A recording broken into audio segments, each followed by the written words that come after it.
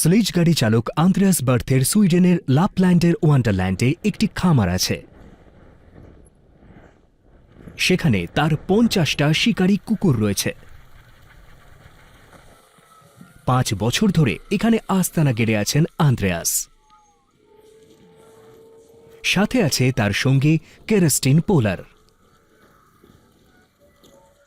কুকুরের প্রতি ভালোবাসা থেকেই মূলত তারা এখানে।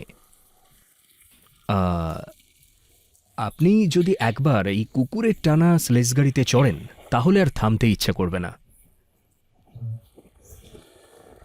এই কুকুরগুলোকে প্রশিক্ষণ দেওয়া মানে আপনি শুধু তাদের মালিকই নন, এর চেয়েও বেশি কিছু। বিষয়টা এমন যে আমি যেমন কুকুরগুলোকে বিশ্বাস করি, তারাও আমাকে বিশ্বাস করে। আর খুব কঠিন সময়ে আপনি এমন বিশ্বাসের মূল্য বুঝতে পারবেন। আপনি যখন তুষার ঝড়ে আটকা পড়ে যাবেন তখন দেখবেন যে এই কুকুরগুলো আপনাকে নিয়ে কঠিন পথ পাড়ি দিয়ে বাড়ি ফিরছে। আর এর কারণ হলো যে এই কুকুরগুলো আপনাকে বিশ্বাস করে আর আপনিও তাদেরকে একটা দায়িত্ব দিয়েছেন। সত্যি এই বিষয়টা বেশ মজার। হ্যাঁ, আন্দ্রেয়াস ও কেরেস্টিন প্রায় ৩০ বছর ধরে অর্থাৎ ১৯৯৬ সাল থেকে একসাথে আছেন। অবশ্য ২ বছর আগে তাদের সম্পর্ক একটা কঠিন পরীক্ষার মুখে পড়েছিল। এটা ছিল ২০১৭ সাল। তারা দুজন একটা বড় ধরনের চ্যালেঞ্জ নেওয়ার চিন্তা করলেন। তারা ভাবলেন যে উত্তর গোলার্ধের নরওয়েতে বের্গে বাইলোপেট নামে স্লেজ গাড়ির প্রতিযোগিতায় অংশ নেবেন। গাড়ি টেনে নিয়ে যাবে কিছু প্রশিক্ষিত কুকুর। উত্তর জার্মানি থেকে আসা এই যুগলের কাছে অবশ্য বিষয়টা অতটা সহজ ছিল না।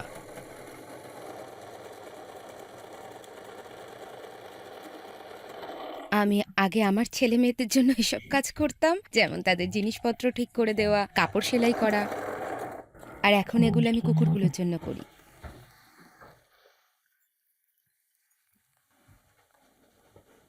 ও আমার সোনা বাবা। প্রতিযোগিতা শুরু হতে আর ১০ দিন বাকি। এই সময় বছরের প্রথম তুষারপাত শুরু হলো, আর তুষারপাত দেখতে পর্যটকদের আসার সময়ও শুরু হয়ে গেল।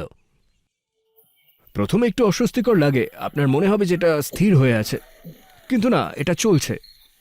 পরে অবশ্যই আপনি অভ্যস্ত হয়ে উঠবেন। আন্দ্রেয়াস মূলত পর্যটক নিয়ে ঘুরে বেড়ান। এভাবেই টাকা রোজগার করেন তিনি। এই কারণে কুকুরগুলোকে প্রতিযোগিতার জন্য প্রশিক্ষণ দিতে খুব একটা সময় পান না।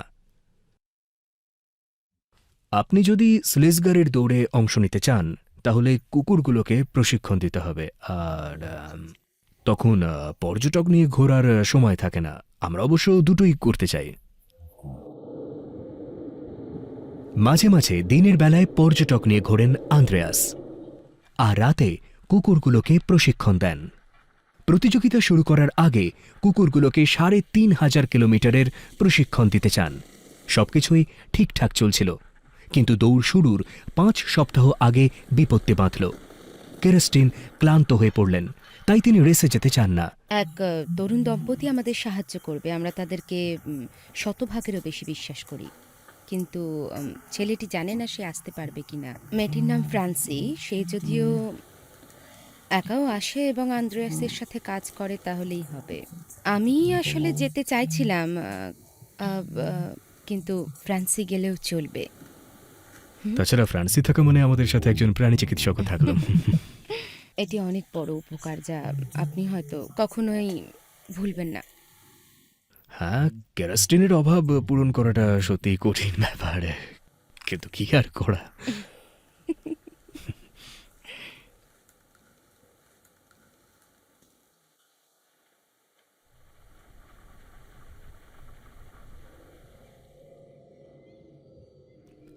দৌড় শুরু হওয়ার কয়েকদিন আগে ফ্রান্সি একাই এলো, তার সঙ্গী আসতে পারেননি। আর কেরেস্টিন বাড়িতে থেকে গেলেন, কারণ তাকে খামারের লোকেদের সাহায্য করতে হবে।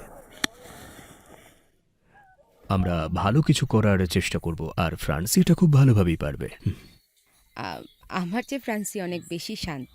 আমি সবসময় উত্তেজিত হয়ে যাই। আন্দ্রেয়াস ও কেরেস্টিন ৬ মাস ধরে এই রেসের জন্য প্রস্তুতি নিয়েছেন। অনেক পরিশ্রম করেছেন তারা, কিন্তু আন্দ্রেয়াসকে এখন একাই যেতে হচ্ছে, কেরেস্টিনকে ছাড়াই। বাই।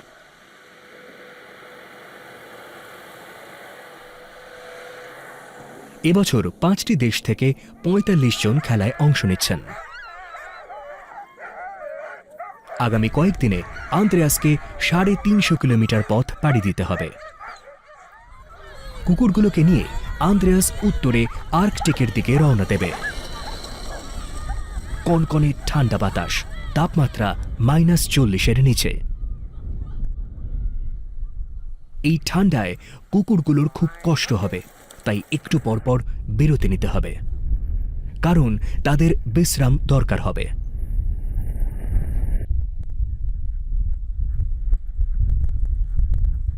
প্রতিকূল এই আবহাওয়া পাড়ি দিতে হলে দৌড়ের সময় মনোযোগ ধরে রাখা খুব জরুরি।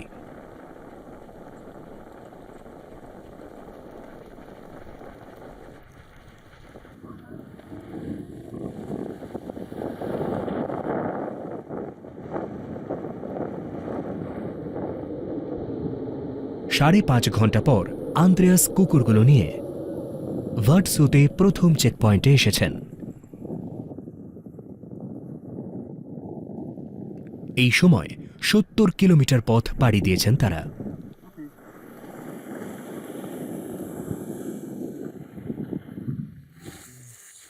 শুরুটা ভালোই ছিল।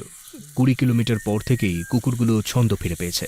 আসলে জিনিসটা সহজ ছিল না, তবে এখন যত দ্রুত কুকুরগুলো বিশ্রাম নেবে তত দ্রুতই তারা আবার দৌড়ের জন্য প্রস্তুত হয়ে উঠবে। দীর্ঘ পথ পাড়ি দিতে হলে কুকুরগুলোর জন্য বিশ্রাম নেওয়া জরুরি। চালক ও কুকুরের ঘুম কম হলে তার ফল খুব খারাপ হতে পারে। 4 ঘন্টা বিশ্রাম শেষে আন্দ্রেয়াস আবারও যাত্রা শুরু করলেন। আন্দ্রেয়াস যখন আবার যাত্রা শুরু করলেন, অনেক চালকই তখন তাদের আহত কুকুর নিয়ে ব্যস্ত। আন্দ্রেয়াসের কুকুরগুলোর এমন সমস্যা হয়নি, বরং দৌড়ের দ্বিতীয় রাউন্ডে এসে তারা আগের চেয়ে ভালো ফল করতে লাগল। কুকুরগুলো বাতাসের গতিতে চেকপয়েন্ট থেকে বেরিয়ে গেল আর আগের চেয়ে আরও দ্রুত চলতে লাগলো। আমরা এরই মধ্যে 70 কিলোমিটারের কঠিন পথ পাড়ি দিয়েছি, আর এখন পর্যন্ত সবকিছু ঠিকঠাকই আছে, তবে এখনো অর্ধেক পথও শেষ হয়নি। পরের ধাপে সবকিছুই ঠিকঠাক চলতে লাগলো। পুরো সময় জুড়েই ফ্রান্সি সহযোগিতা করছিল। যেমন আন্দ্রেয়াস যখন বিশ্রাম নেয়, ফ্রান্সি তখন কুকুরগুলোর যত্ন নেয়।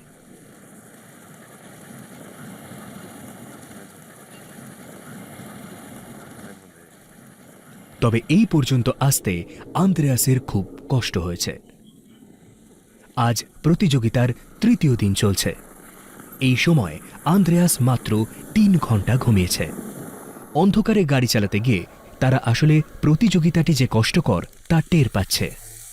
বন্ধুরা, আমাদেরকে আরো 150 কিলোমিটার পথ যেতে হবে, তারপর আমরা বাড়ি ফিরতে পারবো, ঠিক আছে?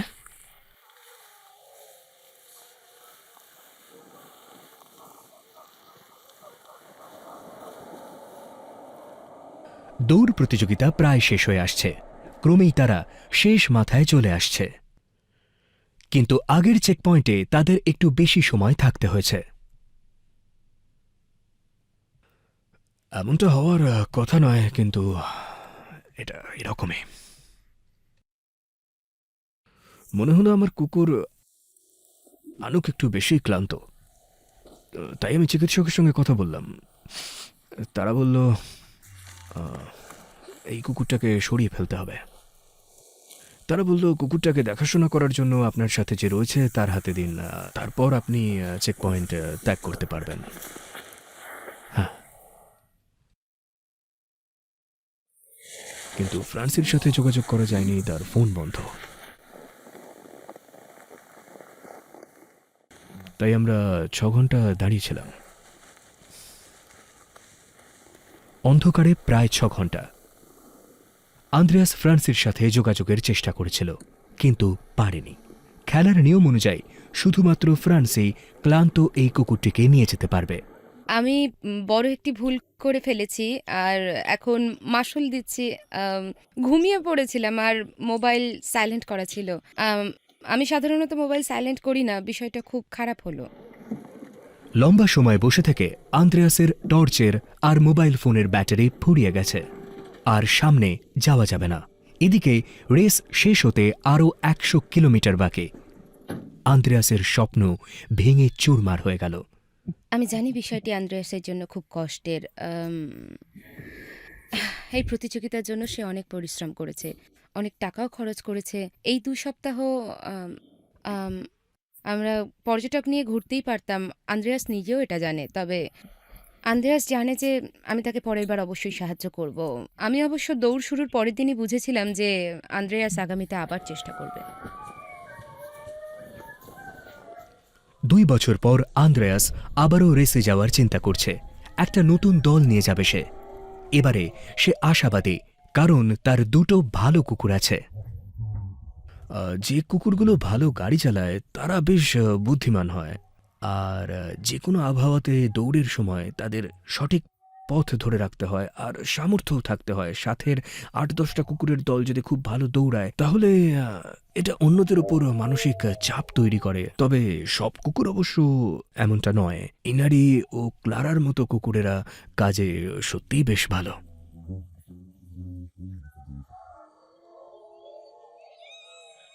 ক্লারা ও ইনারির মতো কুকুরেরা চালকদের একটা বড় শক্তি, আর তারা দলের সবচেয়ে গুরুত্বপূর্ণ সদস্য। আমার অভিজ্ঞতা বলছে কঠিন পরিস্থিতিতে পড়লে মেয়ে কুকুরগুলো বেশ শক্তিশালী হয়ে ওঠে। অবশ্য অভিযোগ করার কিছু নেই, ছেলে কুকুরগুলো কাজ করে যদিও। তবে বাস্তবে দেখা যায় মেয়ে কুকুরগুলো ঝোড়ো হাওয়ার মধ্যেও মাথা নিচু করে দৌড়তে থাকে। আপনি হয়তো তাদের পেছনে দাঁড়িয়ে ভাবছেন এটা কি করে সম্ভব, কিন্তু তারা ঠিকই কাজটা করে যাবে। হ্যাঁ, কুকুর নিয়ে একটা বড় স্লেজ রেস জেতার স্বপ্ন আন্দ্রেয়াসের, আর সে চায় ফ্রান্সি তার সাথে থাকুক।